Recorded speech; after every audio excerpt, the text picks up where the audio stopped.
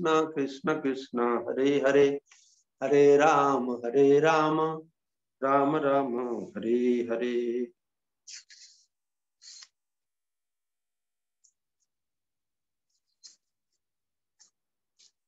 काम मैंने भगवत गीतार द्वितीय अध्याय प्रथम भाग श्रवण करले। जो प्रथम भाग रे भगवान विश्लेषणात्मक ज्ञानर माध्यम आत्मार कथा वर्णना करछन्ति। 12 नंबर श्लोक এই অধ্যায়ের সাংখ্য জগর 12 নম্বর শ্লোক। ন তুয়েবাহং জাতু নাশং নতং ন ইমে জন্নাধিপাহ ন চৈব ন ভবিষ্যামহ সর্বে বয়ম অতঃ পর। এই শ্লোক থেকে শুরু করে 25 নম্বর শ্লোক পর্যন্ত আত্মজ্ঞান বলা হলো।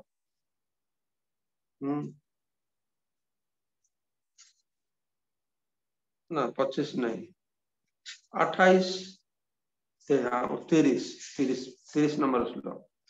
12 থেকে 30 নম্বর শ্লোক পর্যন্ত আত্মজ্ঞান বলা হলো।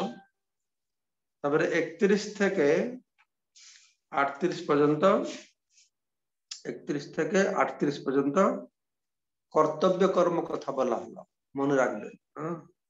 12 থেকে 30 আত্মজ্ঞান আর তারপরে 31 থেকে 38 কর্তব্য কর্ম, কাম্য কর্ম, কর্তব্য কর্ম। তো এখনই বলা আছে নিষ্কাম কর্ম। তো এখন যেটা বর্ণনা করা হবে সেটা বলা আছে, তার নাম দেওয়া আছে বুদ্ধি যোগ। সবাই বুঝতে চেষ্টা করবেন যে বুদ্ধি যোগ মানে নিষ্কাম কর্ম বা ভক্তি যোগ।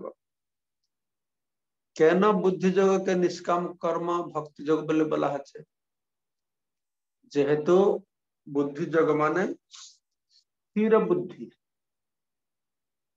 স্থির বুদ্ধি যার হবে, সকাম ভক্তি বা সকাম কর্ম মানে মন বিক্ষিপ্ত বা বুদ্ধি তার বিক্ষিপ্ত।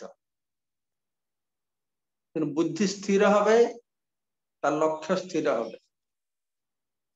তো সেইটাকে বলা আছে নিষ্কাম কর্ম। তো নিষ্কাম কর্মের দ্বারা চিত্ত শুদ্ধি হবে। তিনটে কথা মনে করে রাখবেন। নিষ্কাম কর্ম দ্বারা চিত্ত শুদ্ধি, চিত্ত শুদ্ধি হলে আত্মজ্ঞান। ঠিক আছে? নিষ্কাম কর্ম থেকে চিত্ত শুদ্ধি, চিত্ত শুদ্ধি থেকে আত্মজ্ঞান লাভ হবে। তো ভগবান বলছেন 39 নম্বর শ্লোক, কালকে আমরা শুনেছিলাম, এসাতে অভিহিতা সাংখ্যে বুদ্ধির যোগে তুমাং শৃণু বুদ্ধ্যা যুক্ত জয়া পার্থ কর্ম বন্ধং প্রহাস্যসি। তো এটা সাংখ্য যোগ বলা হলো। বুদ্ধির যোগে তুমাং শৃণু, বর্তমান বুদ্ধি যোগ শুনো। বুদ্ধি যোগটা হলে কি হবে? বুদ্ধি যোগের দ্বারা কি হবে না কর্মবন্ধ প্রহাস্যসি। এটা খুব গুরুত্বপূর্ণ বিষয়। বুদ্ধি যোগের দ্বারা কর্মবন্ধন থেকে মুক্তি পাওয়া যাবে। তো কর্মবন্ধন থেকে মুক্তি পাওয়া যাবে কি করে? না নিষ্কাম কর্ম করলে সেই কর্মের কোনো বন্ধন নেই। তো সেই জন্য বুদ্ধি যোগ মানে বুঝতে হবে নিষ্কাম কর্ম, যেই কর্ম কোনো বন্ধন নেই। বলা আছে যে নহিয় অভিক্রমণাশস্তি প্রত্যবায়ন বিদ্যতে স্বল্পমপ্যস্য ধর্মস্য ত্রায়তে মহত ভয়াৎ। এই নিষ্কাম কর্ম যদি আমরা অনুশীলন করি, নিষ্কাম কর্ম, সকাম কর্ম, নিষ্কাম কর্ম হচ্ছে ভগবত অর্পিত কর্ম, সকাম কর্ম হচ্ছে কাম্য কর্ম। ভগবত অর্পিত কর্ম আর কাম্য কর্ম। তো আমরা নিজেদের যে কর্ম করি কাম্য কর্ম কর্তব্য কর্ম করি সেতে তাতে ভালো হবে মন্দ হবে কর্মফলটা ক্ষয় হয়ে যাবে ভালো কর্ম করি বা খারাপ কর্ম করি কর্মফলটা ক্ষয় হবে কিন্তু ভগবত অর্পিত যে কর্ম তার কোনো ক্ষয় হবে না নয় অভিক্রমণাশস্তি প্রত্যবায় তার বিনাশ হবে না হ্রাস হবে না ভগবান ভক্তি করলে আমি কখন কখন বুদ্ধি শব্দটা ব্যবহার করব কখন নিষ্কাম কর্মটা ব্যবহার করব কখন ভক্তি শব্দ ব্যবহার করব কিন্তু এই তিনটে শব্দের প্রাসঙ্গিক অর্থটা আপনাদের জানতে হবে কেন বুদ্ধিযোগকে নিষ্কাম কর্মযোগ বলা হলো কেন নিষ্কাম কর্মকে ভক্তি বলে বলা হলো যেহেতু নিষ্কাম কর্মটি হচ্ছে ভগবত অর্পিত কর্ম তাই তাকে ভক্তিযোগ বলে বর্ণনা করা হচ্ছে তো যদি কেউ অল্প স্বল্পমপি সে ধর্ম সে ত্রায়তে ভগবত ভক্তি সম্বন্ধীয় অল্প যদি কিছু করে তাহলে মহান ভয় থেকে বিপদ থেকে সে মুক্তি পাবে আমাদের কর্মকাণ্ডের যে কর্ম রয়েছে সেই কর্ম যদি ঠিকভাবে করবে ফল হবে একটু এদিকে হয়ে গেলে বিপরীত ফল দেবে কিন্তু ভক্তিতে সেরকম নেই ভক্তিতে যা করলেও সে ঠিক ফল দেবে এখানে বর্ণনা করে বলা হচ্ছে ভাগবত বলা হচ্ছে প্রথম স্কন্ধ পঞ্চম অধ্যায়তে 17 নম্বর শ্লোক প্রথম স্কন্ধ পঞ্চম অধ্যায় 17 নম্বর শ্লোকে একটি সুন্দর কথা বলা হয়েছে त्यक्त्वा स्वधर्मं चरणाम्बुजं हरे भजन अपक्व अथ पतित ततो जति त्यक्त्वा स्वधर्मम तार स्वधर्म के परित्याग कर लो काम्य कर्म कर्तव्य कर्म तार गंडी बाहिरे गेल तार बंधन मध्य में त्यक्त्वा स्वधर्मम चरणाम्बुजम हरे हरि चरण कमले आश्रय नेल हरि भजन कर भजन अपक्व पतित ततो जति किंतु भजनটা তার পূর্ণ হলো না এই জীবনে তার সাধন ভজন পূর্ণ হয় না তার পতন হয়ে গেল বা অপূর্ণ অবস্থা তার মৃত্যু হয়ে গেল পতিত ততো যদি যত্র কোবাভদ্র মুস্য তাতে কোনো সমস্যা নেই অসুবিধা নেই অশুভ নয় কিন্তু কেউ ধর্ম সুন্দরভাবে পালন করছে কোবা অর্থ আপ্ত অভজতাংশ ধর্মতা স্বধর্ম ভালোভাবে পালন করছে কিন্তু হরি ভজন করছে তাহলে তার লাভ কি হবে তো এখানে বোঝানো হলো ভগবান কৃষ্ণ প্রাথমিক অবস্থায় এই পূর্ব শ্লোকে তিনি স্বধর্ম পালনের কথা বলেছেন স্বধর্ম পালন করলে তুমি স্বর্গে যাবে যশ পাবে কথা বলেছেন তো এখন তিনি বলতে চাইছেন এই স্বধর্ম টাই যথেষ্ট নয় যদি সেটা হরিভজন না করা হয় ভক্তি যদি না করে ঠিক আছে 41 নম্বর শ্লোকে থেকে আপনারা লক্ষ্য রাখবেন এই বুদ্ধি শব্দটা কতবার ব্যবহার করা হয়েছে আজকে পরে যখন ফ্রি সময় হবে এই শ্লোক থেকে পরবর্তী শ্লোকগুলোর মধ্যে কয়টা জায়গায় বুদ্ধি শব্দটা ব্যবহার করা হয়েছে দেখবেন তাহলে বুদ্ধি যোগটা কেন বলা হলো বুঝতে আপনাদের সুবিধা व्यवसायत्मिका बुद्धि एक कुरु नंदन बहुशाखाई अनंत बुद्धय अव्यवसायी तो बुद्धि व्यवसायत्मिक बुद्धि এখানে বুদ্ধি যোগ মানে ব্যবসায়াত্মক বুদ্ধি व्यवसायत्मक बुद्धि माने निश्चयात्मक बुद्धि, निश्चयात्मक बुद्धि माने स्थिर बुद्धि, स्थिर बुद्धि माने अविचलित बुद्धि। सेठी की ना एक कुरुनंदन अर्जुन ये व्यवसायत्मक बुद्धि जो बुद्धि जोगटा कृष्ण बोलते जाच्छेन अर्जुन के एक फोकस, एक फोकस हम बुद्धि बहु शाखाय अनंतश्च बुद्धय अव्यवसाय।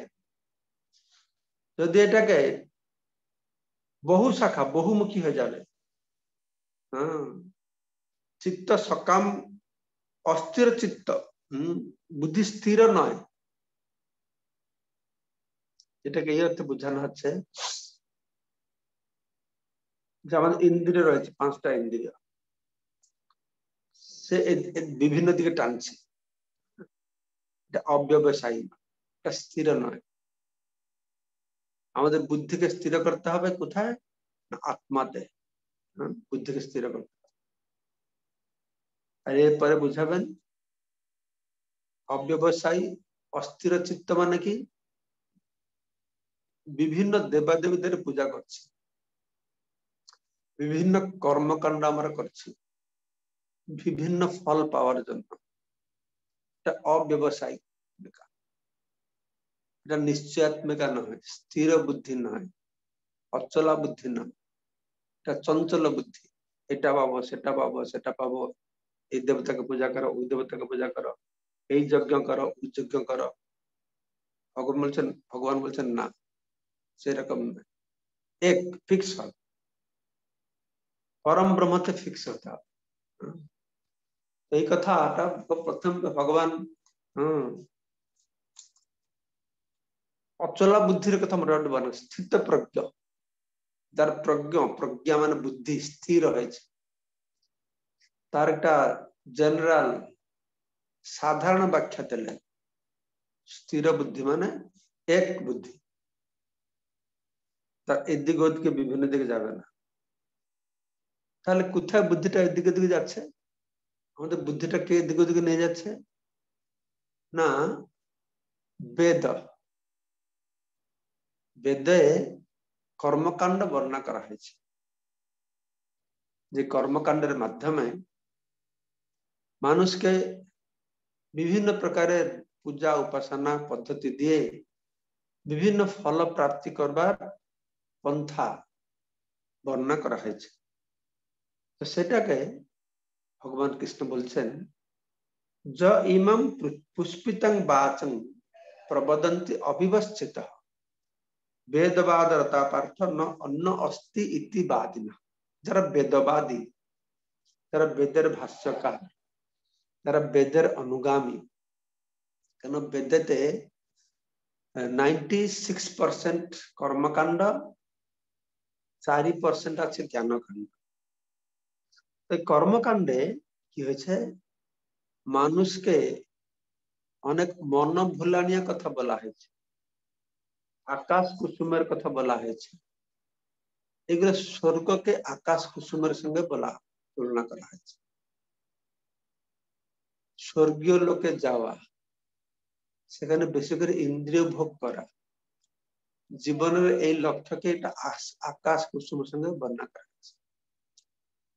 কৈবল্য নরকায়তে ত্রিদশপুর আকাশ পুষ্পায়তে বিধি মহেন্দ্রাদিশ্চ কীটায়তে। যে চৈতন্য মহাপ্রভু চরণ কমলে আশ্রয় নেয়, তার জন্য কৈবল্য নরকা, তার জন্য মুক্তি নরকের সমান হয়ে যাবে, সে মুক্তি চাইবে না। ত্রিদশপুর আকাশ পুষ্পায়, ত্রিদশ মানে দেবতা, তাদের পুরো মানে স্বর্গলোক, সে আকাশ কুসুম, ঘোড়ার ডিম যেরকম, সেরকম মনে হবে, আকাশে কোনো কুসুম থাকে না। তো স্বর্গ সুখটা অলিক প্রতীয়মান হবে। বিধি মহেন্দ্রাদিশ্চ কীটায়,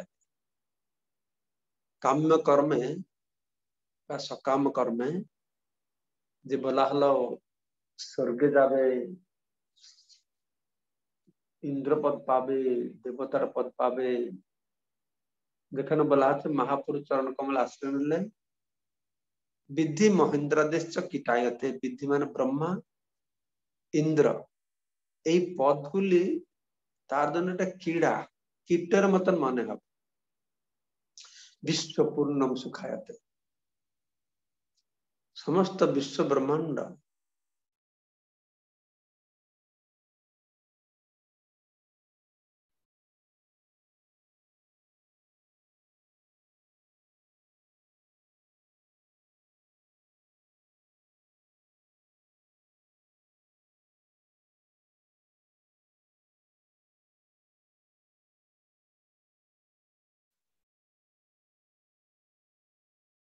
महाराज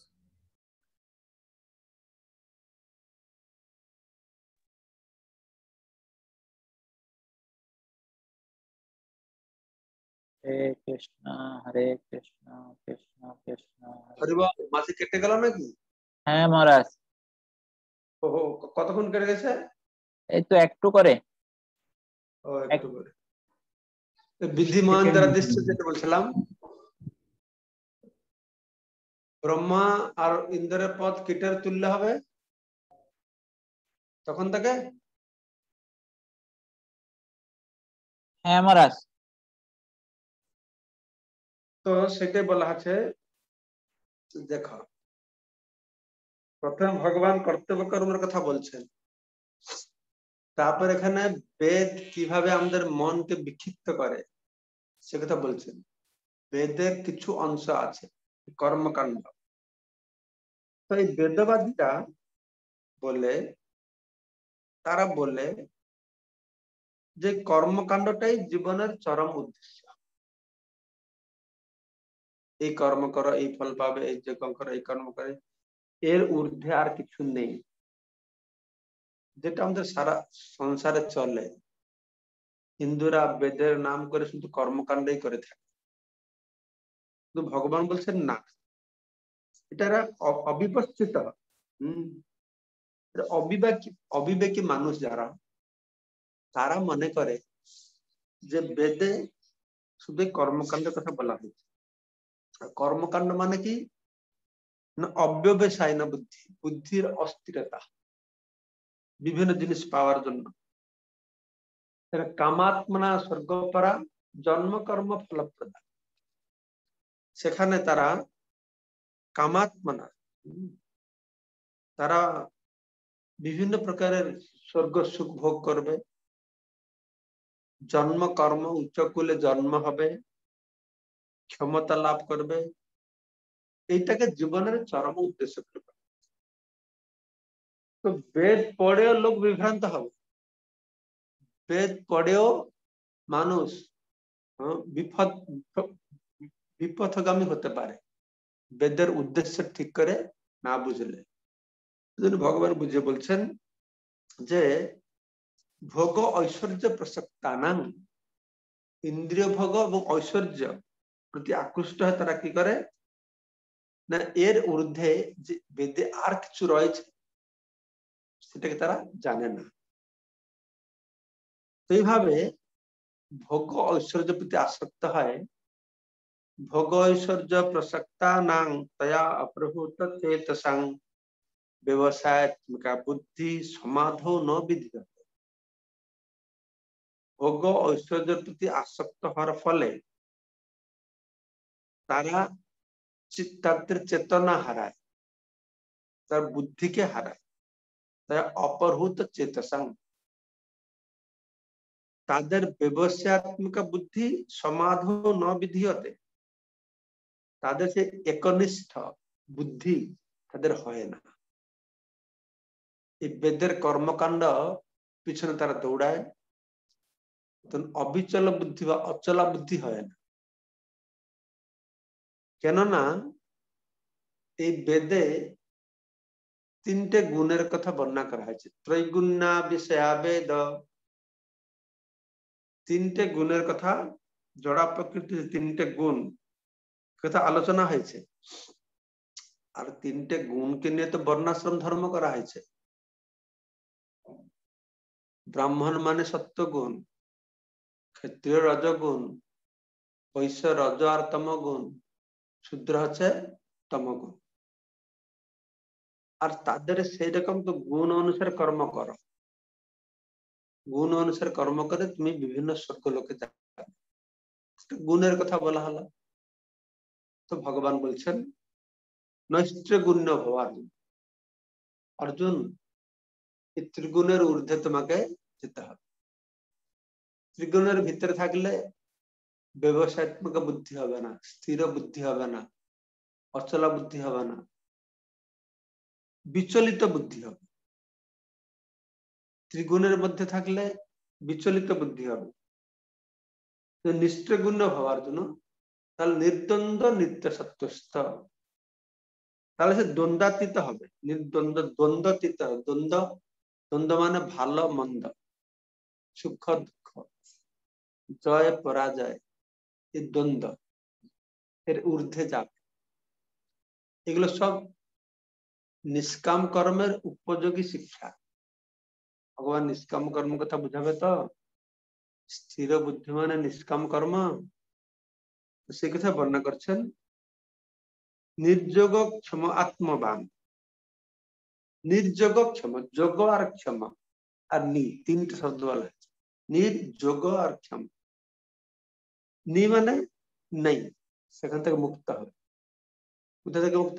যোগক্ষম যে বলেছে না, যোগক্ষম বাহাম্যহম, ভগবান কৃষ্ণ বলছেন যোগক্ষম, যোগ মানে পাওয়া, যোগক্ষম যে বস্তু নেই সেটা পাবো, ক্ষম মানে এটা পেয়েছি সুরক্ষা করবো। ঠিক আছে, কি করে পাবো তার চিন্তা, আর যেটা পেয়েছি কি করে সুরক্ষা করবো তার চিন্তা, যোগ আর ক্ষমা। তো সারা জগৎ এর মধ্যে রয়েছে যোগক্ষম। যোগক্ষম মানে অলব্ধ বস্তুকে লাভ করবে, আর ক্ষম মানে সেটা কি করে রক্ষা করবে, এই চিন্তায় সবসময় মগ্ন থাকে। কিন্তু নির্যোগ, এগুলি সব নিষ্কাম কর্মের উপযোগী শিক্ষা। নিষ্কাম কর্ম করতে হলে এই নির্যোগ ক্ষম করতে হবে। পাই না, কি করে পাবো, কি করে পাবো, কি করে পাবো, হয়ে গেলে আরে কি নিয়ে যাবে রে, কি নিয়ে যাবে রে, কি নিয়ে যাবে রে, হ্যাঁ, এই চিন্তা থেকে মুক্ত হতে হবে।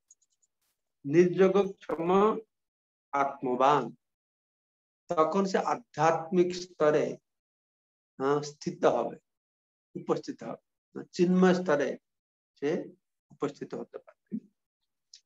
তো এটা ভগবান কৃষ্ণ বুঝিয়ে বললেন, বুদ্ধিকে স্থির করতে হলে এই বেদে বর্ণিত এই কর্মকাণ্ড দ্বারা মনকে বিক্ষিপ্ত করলে হবে না। তিনি বলছেন তুমি কেন বেদের বর্ণিত এই বিভিন্ন সুখ পাওয়ার জন্য চেষ্টা করছো?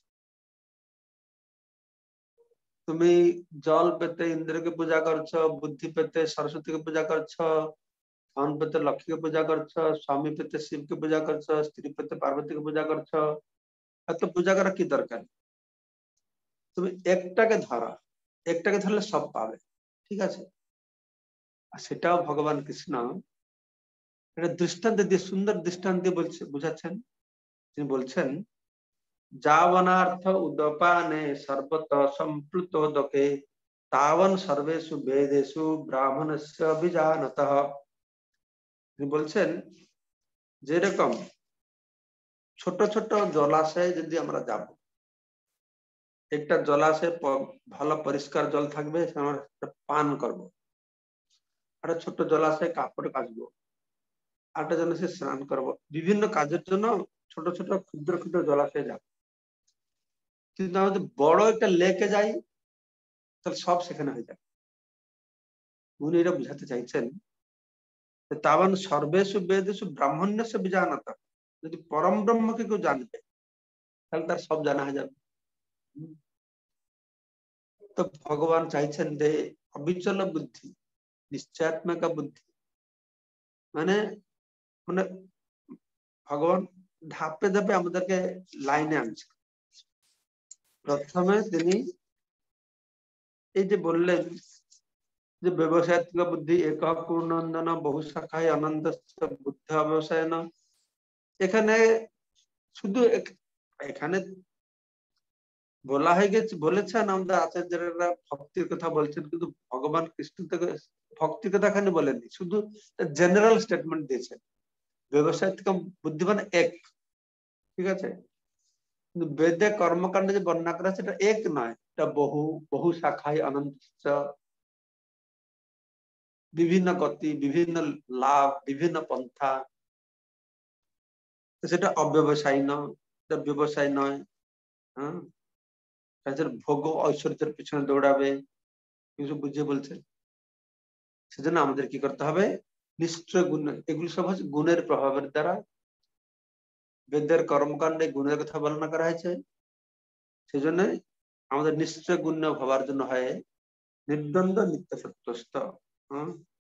নির্দ্বন্দ্ব হতে হবে, নিত্য সত্যস্থ, সবসময় দ্বন্দ্বাতীত হয় আধ্যাত্মিক চেতনায় লাভ করতে হবে। আর বহু জায়গায় না গিয়ে একটা বড় জায়গায় যেতে হবে, সব পেয়ে যাবে। যাবনার্থ উদপানে, মানে ছোট ছোট জলাশয়তে গেলে যে কাজ হবে সর্বদা সম্প্লুত দেখ, বৃহৎ জলাশয় গেলে সেটা পাওয়া যাবে।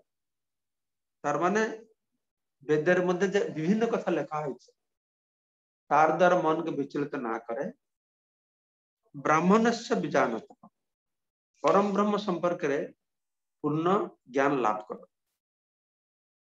এইভাবে ভগবান কিভাবে আমাদের বুদ্ধিকে স্থির করবে সে কথা বলছেন। আগামীকালকে আমরা 47 নম্বর শ্লোক শ্রবণ করব, যে এই নিষ্কাম কর্ম কিভাবে করব আমরা, নিষ্কাম কর্মের করাটা কায়দাটা কি, তার লক্ষণ কি, নিষ্কাম করলে কি হবে, কিভাবে করব, সব সুন্দর পুঙ্খানুপুঙ্খ ভাবে ভগবান শ্রীকৃষ্ণ আমাদের কাছে বর্ণনা করবেন। 47 নম্বর থেকে আমরা কালকে শ্রবণ করব। হরে কৃষ্ণ। কোনো যদি প্রশ্ন থাকে তোমার হাত উঠে বলো বা চ্যাট বক্সে লেখো। মঙ্গলময় কৃষ্ণ দাস প্রভু বলুন, কি বলছেন, অনমিউট করো। হরে কৃষ্ণ মহারাজ, হরে কৃষ্ণ মহারাজ, দণ্ডবোধ প্রণাম মহারাজ। কামকর্ম, কামকর্ম মানে কি সকাম কর্ম? হ্যাঁ, আর কাম্যকর্ম, কর্তব্য, সকাম কর্ম, সকাম কর্ম, কাম্যকর্ম, সকাম কর্ম কি? সকাম কর্ম, কাম্যকর্ম মানে ফলের আশা করে কর্ম করা, ফলের প্রতি আসক্তি হয়ে কর্ম করা, জয় বিজয় পাবো না পাবো এই মনে করে কর্ম করা, সেটা হচ্ছে সকাম কর্ম।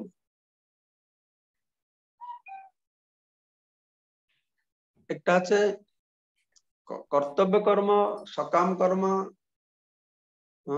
কাম্য কর্ম, তার কিছু ফলের আশা আছে। নিষ্কাম কর্ম, যখন কর্তব্য কর্মটা আমার,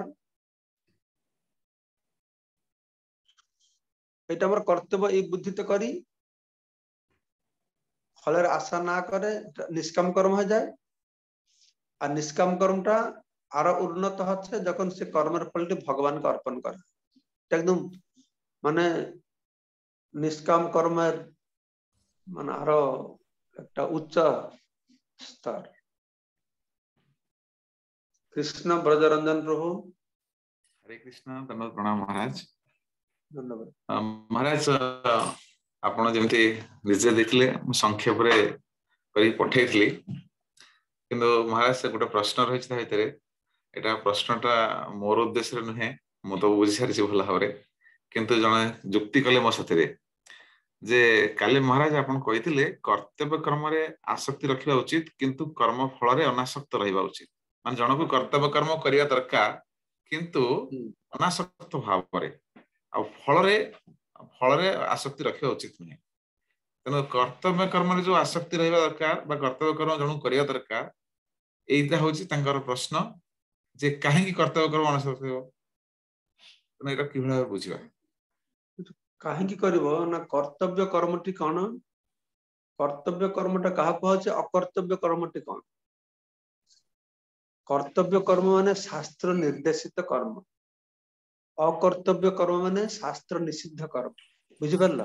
बुझिपारछ कर्तव्य कर्तव्य माने तो आज्ञा महाराज शास्त्र निर्देशित कर्तव्य कर्मटी करले हमर जीवनटा संयत हबो आमे अंतत पक्षे मनुष्य स्तर को आसी परिबा ता नहले हम तो मनुष्य ही परिबा सेते शास्त्र विहित कर्म कर्तव्य कर्म करिकी फास्ट हमर मानविकता स्तर रे आसीबा तार ऊपर हमको भगवान शास्त्र ऊपर उठे के ने क्लियर है जे आज्ञा महाराज किंतु कथा तांकर प्रश्न थिला जे ए सामाजिक कर्मटा को कर्तव्य कर्म तो ग्रहण करा जिवो सामाजिक कर्मटा जदि सामाजिक कर्म यदि शास्त्र विहित कर्म होइतो निश्चित रूप रे गोटे दृष्टांत दियो तुम कह को कथा तुम बुझौछ विवाह व्रत श्राद्ध ये सब गुड़िक हमर कर्तव्य कर्म ए कर्तव्य कर्म को केबे त्याग करबनी कहैछि हां ए समय विवाह व्रत श्राद्ध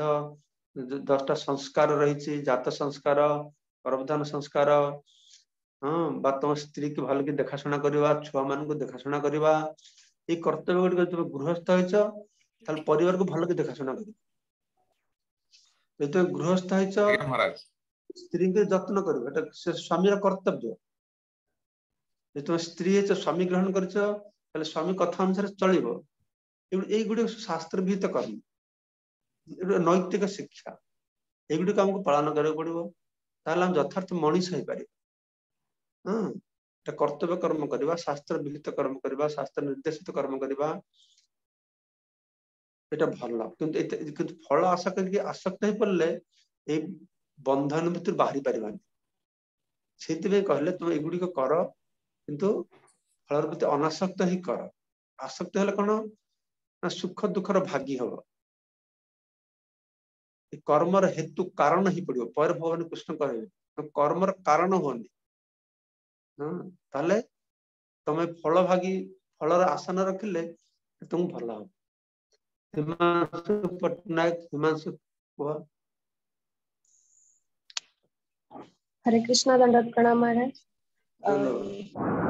मोर क्वेश्चन थिला जणे व्यक्ति कर्म जोगरे थाई मध्ये से किपरि भक्ति जोगरे लिप्त होई परियो हरे कृष्ण कर्म करके केमती भक्ति जोगरे लिप्त हबो से कथा मु कहली सेटाई कि कहते निष्काम कर्म दुईटा डेफिनेशन मन रख निष्काम कर्म माने कर्म फल प्रति अनासक्त कर्म फल आशा न करके कर्म करवा निष्काम कर्म ठीक अछि निष्काम कर्म माने कर्म फल तो भगवान को अर्पण करवा निष्काम कर्म ये निष्काम कर्म दुईटा डेफिनेशन सब मन रख कर्म फल प्रति अनासक्त तो कर्मफल तुम अनासक्त हम केमती का ना कर्मफल तो भगवान को अर्पण कर जिते कर्मफल भगवान को अर्पण करले से प्रकार जो निष्काम कर्म सेटा भक्तिर प्रथम सोपान तो से कि आम खाऊचे आम केवल खाइबा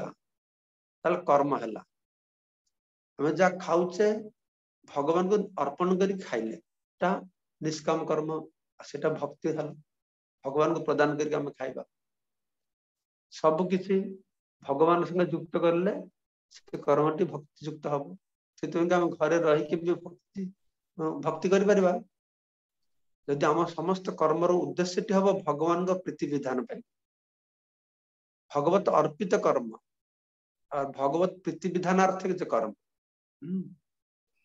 से कर्मटा भक्ति हो नेक्स्ट विपुल साहा अनम्यूट करो सागर हरे कृष्ण महाराज धन्यवाद प्रणाम আপনার শ্রী চরণে महाराज আমার একটা প্রশ্ন বলতে নিষ্কাম কর্ম থেকে চিত্তশুদ্ধি থেকে কি বলছেন এটা আমরা বুঝতে পারি নাই আত্মজ্ঞান চিত্তশুদ্ধি থেকে আত্মজ্ঞান হবে ওকে এজন্যই ভগবান কৃষ্ণ প্রথমে সাংখ্য যোগে আত্মজ্ঞানের কথা বলেছেন ঠিক আছে বলা হলো আত্মজ্ঞান সাংখ্য যোগে তারপরে যে বুদ্ধি যোগ বলছে নিষ্কাম কর্মযোগ এর মধ্যে এই আত্মজ্ঞানটা কি করে লাভ হবে তার উপায়টা বুদ্ধিযোগ অর্থাৎ নিষ্কাম কর্ম ঠিক আছে অর্থাৎ নিষ্কাম কর্ম করলে তোমার চিত্ত শুদ্ধি হয়ে যাবে চিত্ত আর বিক্ষিপ্ত হবে না স্থির হয়ে যাবে তখন তো সেটা তোমার আত্মজ্ঞান লাভে সাহায্য করবে উদয়ানন্দ প্রভু हरे कृष्ण महाराज প্রভুপাদ বলছেন আগে যে কর্মযোগ জ্ঞান যোগ থেকে ভালো।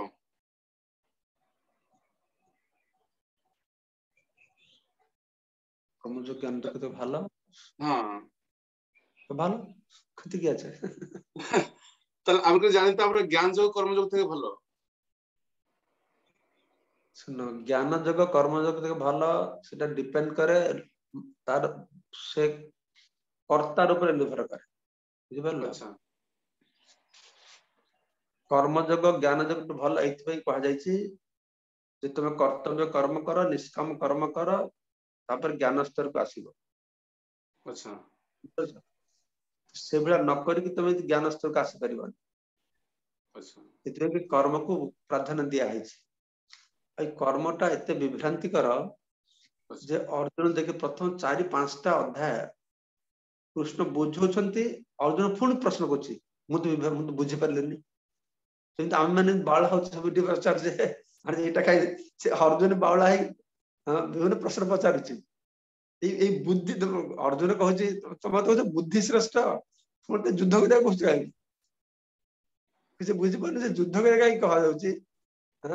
ଯୁଦ୍ଧରେ ତ କର୍ତ୍ତବ୍ୟ କର୍ମ କରୁଛ, କର୍ମଫଳ ଭଗବାନଙ୍କୁ ଦଉଛ, ଭଗବାନଙ୍କର ଉଦ୍ଦେଶ୍ୟରେ କରୁଛ। ସେଇଥିପାଇଁ ଏଇ ପ୍ରକାର যে কর্তব্য কর্মটা এইটা হচ্ছে বুদ্ধি। এইটাকে অর্জুন বুঝতে পারছে না বলে বারংবার এই প্রশ্ন জিজ্ঞাসা, দ্বিতীয় তৃতীয় অধ্যায় কি প্রশ্ন করবে, আবার ভগবান কৃষ্ণ বুঝিয়ে বলবে, আবার চতুর্থ অধ্যায় কি প্রশ্ন করবে। সেখানে বুঝতে পারছি এই বিষয়টা অত বিভ্রান্তিকর। ভগবান ধরুন অর্জুন সাথে প্রথমে কথাবার্তা করেছেন, সেখান থেকেই বোঝা যাচ্ছে যে এটা বুঝতে মানুষের পক্ষে একটু কঠিন হবে। কিন্তু আমরা যদি পূর্ব আচার্যদের কথাগুলো, তারা যে শব্দগুলো ব্যবহার করেছেন, যেভাবে উপস্থাপনা করেছেন, তার উপর ভালো করে ফোকাস করি, তাহলে কিছুটা হয়তো আমরা বুঝতে পারবো। অভিরাম চৈতন্য প্রভু। হ্যাঁ মহারাজ প্রণাম। ওই ত্রৈগুণ্য বিষয়া বেদা নিস্ত্রৈগুণ্য ভগবান, তো এমনিতে ভগবান বলছেন 3টি গুণ বেদে আলোচিত হয়েছে। তো আমাদের গীতা ভাগবত আমরা যে শাস্ত্র অধ্যয়ন করি সেগুলো কি বেদের অন্তর্গত নয়? সেগুলোতে কি 3 গুণের এই নেই? এগুলি বেদের অন্তর্গত শুধু না, এগুলি বেদের সার কথা। বেদের বললাম 96% কর্মকাণ্ড বলা হয়েছে, যেখানে ত্রিগুণ, কারণ মানুষ তো ত্রিগুণের মধ্যে রয়েছে, তাই না? তাই ভগবান কি করেছেন, বেশি গুণের কথা বলেছেন। সেই গুণকে কিভাবে ত্রিগুণের কথা মানে রজগুণ, তমগুণ, সত্যগুণ, এই গুণের প্রভাবে জীব বিক্ষিপ্ত ভাবে কার্যক্রম করবে। কিন্তু মানুষকে বলেছেন তুমি বিক্ষিপ্ত ভাবে গুণের প্রভাবে কার্যক্রম না করে তুমি শাস্ত্র নির্দেশ অনুসারে, তোমার গুণ অনুসারে তুমি কর্তব্য কর্মে করো। এতে কি হবে না, মানুষ একটা সংযত জীবন যাপন করবে। এর মধ্যে ভগবান ছিল গৌরগোবিন্দ গোস্বামী মহারাজ বলতেন, এটা ভগবান একটা সুগার কোটেড কুইনাইন দিয়েছে। সুগার কোটেড কুইনাইন মানে কুইনাইনটা তিক্ত, কেউ খাবে না। তো ভগবত ভক্তিটা তিক্ত লাগবে, আমরা তো ভবরোগী, তো ভগবান সুগার কোটিং করেছে। ঠিক আছে, তুমি উপাসনা করতে চাও না, তুমি কাউকে মানতে চাও না, তুমি মন ইচ্ছা করতে চাও, তাহলে কি করলে তুমি করবে? উপাসনা করবে, কাউকে মানবে না। আমি কিছু যদি পাই, আমি সুখ যদি পাই, তাহলে তোমার সুখের জন্য ভগবান ব্যবস্থা করবে। সবাই তো ত্রিগুণের মধ্যে রয়েছে, সেই জন্য কর্মকাণ্ড দিয়ে জীবকে নিয়ন্ত্রিত করতে এই ত্রিগুণাত্মিক কথা বর্ণনা করে, ত্রিগুণের মধ্যে থেকে কি করে তুমি কর্তব্য কর্ম করবে সেটা বললাম। তো এই যে তারপরে জ্ঞানের কথা বলছেন, মুক্তির কথা বলেছেন, কিন্তু ভক্তিটাকে ভগবত গীতার মধ্যে খুব গূঢ়ভাবে রাখা হয়েছে। ঠিক যেভাবে দুগ্ধের মধ্যে ঘি আছে, কিন্তু এটাতে লুকায়িত হয়ে রাখা হয়েছে। দুগ্ধ পান করে তুমি কি ঘির গন্ধ পাবে না ঘির টেস্ট পাবে? দুগ্ধটা আলাদা, ঘিটা আলাদা, কিন্তু ঘিটা দুগ্ধের মধ্যে থেকে এসেছে, সার বস্তুটা। ঠিক সেরকম বেদে যা বলা হয়েছে গুণের কথা বলা হয়েছে। গীতা ভাগবতে এই গুণকে অতিক্রম করে, হ্যাঁ, আমাকে কি অতিক্রম করতে পারবো, করে সে ভগবত প্রেম লাভ করব, সে কথা বলা হয়েছে। তাই এটা বেদের সার জিনিস। ঠিক যেরকম আম, ওটা আমের গাছ থেকে এসেছে, আমটা আমের গাছের থেকে এসেছে, কিন্তু আম গাছকে তুমি চাবাবে, আমের টেস্ট পাবে না। বুঝতে পারছো?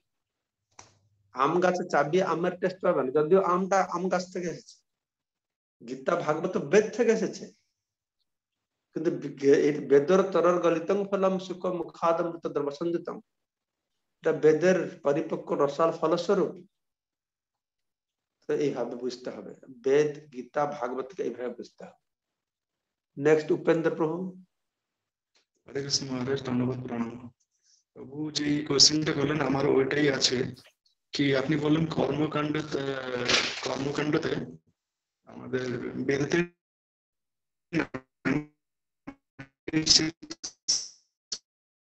আপনার কথা ঠিক শোনা যাচ্ছে না।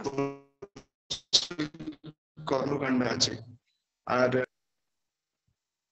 এবার শুনতে পাচ্ছেন কি? আপনি বললেন কর্মকাণ্ডতে আমাদের স্থির বুদ্ধি নষ্ট হয়ে যায়, আর এই বেদেতে 96% ওইটা আছে। তাই কি বেদ শাস্ত্রগুলো অধ্যয়ন করা ভুল? মানে এইগুলো অধ্যয়ন করলে কি আমাদের স্থির বুদ্ধি গুলো নষ্ট হয়ে যায়? কথাটা আমি বুঝিয়ে বললাম যে বেদে কেন কর্মকাণ্ড দেওয়া হয়েছে, কেন বিভিন্ন দেবদেবীদের উপাসনা বলা হয়েছে। সাধারণ মানুষ তা না হলে ভোগ করার জন্য যথেচ্ছাচার জীবনযাপন করবে, সেই যথেচ্ছাচার জীবনযাপনকে সংযত করে সংযত ভোগ করবার জন্য বেদে কিছু অংশ বলা হয়েছে। এই কর্মকাণ্ডে মানুষ যেভাবে সংযত ভাবে ইন্দ্রিয় ভোগ করতে পারে, কর্মকাণ্ড বলা হয়েছে। এইভাবে তুমি ব্রত করো, এইভাবে তপস্যা করো, এইভাবে যজ্ঞ করো, তুমি স্বর্গলোকে যাবে, জনলোকে যাবে, মহলোকে যাবে। এই লোভে যেরকম যেরকম আমাদের মায়েরা ব্রত করে, কষ্ট করে, শুদ্ধসা ব্রত করে, না খেয়ে থাকে, এগুলো কেন করে? এটা করলে আমি এটা পাবো। বুঝতে পারছো? মানুষ সমাজকে এটা নিয়ন্ত্রণের মধ্যে আনার জন্য এটা বলা হয়েছে। সেই জন্যই তো ভগবান, তারপর আরেকটা আছে, এই যে কর্মকাণ্ডের মধ্যে আরেকটা ভালো আছে কি, লুকায়িত ভাবে বিষ্ণু ভক্তি রাখা হয়েছে। লোকেরা কর্মকাণ্ড করে ইন্দ্রিয় সুখের জন্য কর্মকাণ্ড করবে, যজ্ঞ করবে, কিন্তু যজ্ঞের ভিতরে লুকিয়ে ভগবত ভক্তিকে রাখা হয়েছে। ওরা মনে করছে আমি যজ্ঞ করে ইন্দ্র পূজা করছি, কিন্তু যজ্ঞের অন্তে সবাই বিষ্ণুকে পূজা করছে, এটা পরোক্ষ ভাবে করছে। যেরকম আপনাদের দক্ষিণেশ্বরে যাবেন, কালী মন্দিরে যে সবাই তো কালী সেবা পূজা করছে, কিন্তু যারা পূজা করে তারা আগে শালিগ্রামকে পূজা করে তারপর কালীমার পূজা করে। বুঝতে পারছো? মূর্খ লোককে শালিগ্রাম নারায়ণ পূজা করতে পারবে না, কিন্তু কালী পূজাটা করবে। কিন্তু এভাবে ভগবানরা কি করছেন, পরোক্ষ ভাবে হলেও তাদেরকে কাছে আনছে। সেই জন্য বেদে, বেদটা তো সবার জন্য না, বেদটা সবাইকে কাছে আনার জন্য। যারা কর্মী আছে, জ্ঞানী আছে, যোগী আছে, ভক্ত আছে, সবাইকে আনার জন্য। যেহেতু জগতে অধিকাংশ মানুষ কর্মের প্রতি আসক্ত, তাই বেদে বেশি করে কর্মকাণ্ড মাধ্যমে দিয়ে তাদেরকে ভালো মানুষ করতে বলা হয়েছে। কিন্তু এখন তুমি বিচার করো, তুমি কি বেদের সে কর্মকাণ্ড ভালো মানুষ হয়ে থাকবে? ভালো মানুষটাই কি জীবনের লক্ষ্য? না ভালো মন্দের ঊর্ধ্বে গিয়ে এই ভগবত ধামে যাওয়াটা লক্ষ্য? তোমার যা লক্ষ্য হবে সেটাকে তুমি করবে। তুমি বললো না আমি ভালো মানুষ হয়ে কর্মকাণ্ড করে থাকবো, করো, থাকো সেখানে। হ্যাঁ আমি জ্ঞানকাণ্ডের আসলে মুক্তি পাবো, হ্যাঁ মুক্তি পাও। হ্যাঁ আমি বেদের সার বস্তুটা ভক্তিকে পাবো, তাহলে ভক্তি পাও, যেটা তোমার লাগবে সেটা পাবে। বাজারে তুমি যাবে, সেখানে একই জিনিস 5 টাকার আছে, 10 টাকার আছে, 20 টাকার আছে, যেরকম চাইবে সেরকম পাবে। লোক তাই হচ্ছে জগতে, সবকিছু বেদ থেকেই পাচ্ছে।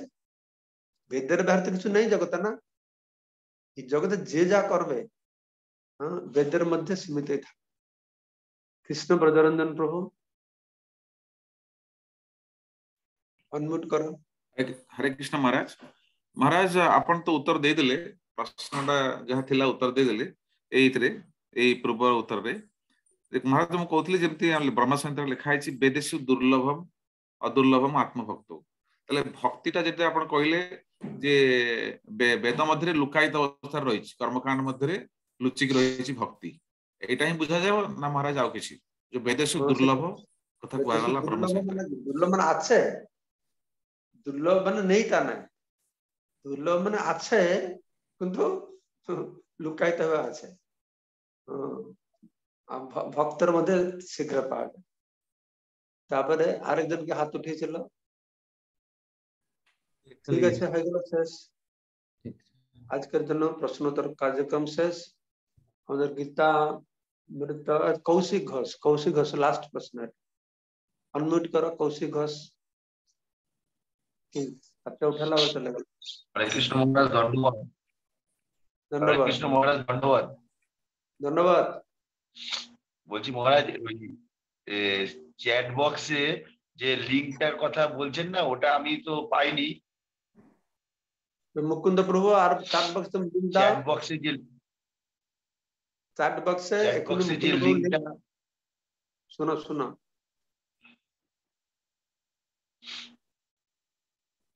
চ্যাট বক্সে এখনি লিংক দেবে। হ্যাঁ, মুকুন্দ প্রভু চ্যাট বক্সে লিংক দেবে। এটা কি হচ্ছে মুকুন্দ? আর মহারাজ লাইনটা না বারবার কাট আউট হয়ে যাচ্ছে। হ্যাঁ, লাইন বারবার করে কাট আউট মানে চলে যাচ্ছে লাইনটা, ভিডিও এটা বারবার কাট আউট হয়ে যাচ্ছে লাইনটা। আচ্ছা, ক্লাস দিলাম বারবার কেটে যাচ্ছিল।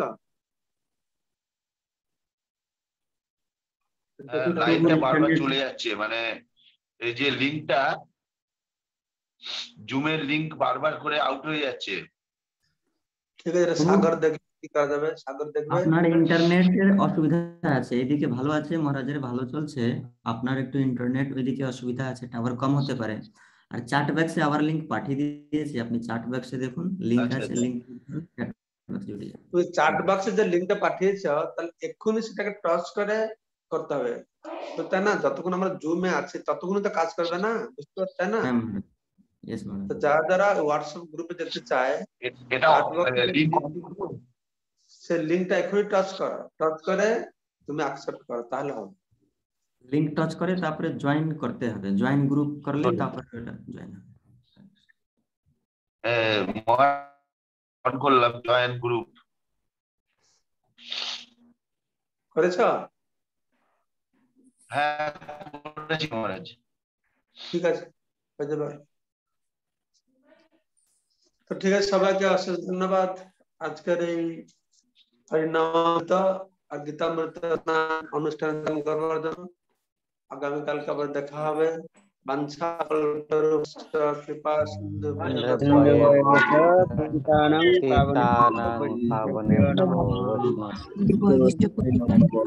ভক্তি পুরুষোত্তম মহারাজ